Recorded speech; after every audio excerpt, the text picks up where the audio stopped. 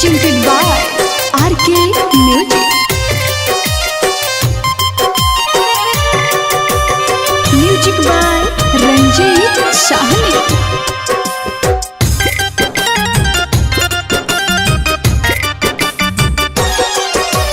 नया नया लोभर संगे काटो तारे चानी अपना बहिन खानी रे अपना दीदी खानी तेहू बाड़े वो करे खानी सोभे गोइल जानी अपना बहिन खानी रे अपना दीदी खानी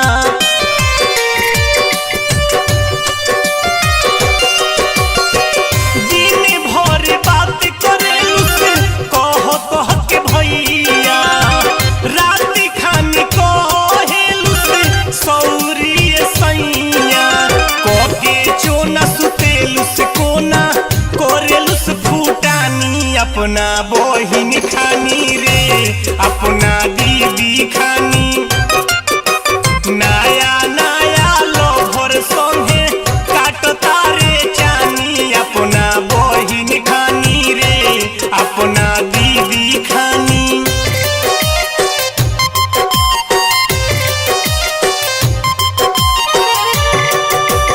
Music by Ranjit Sahni.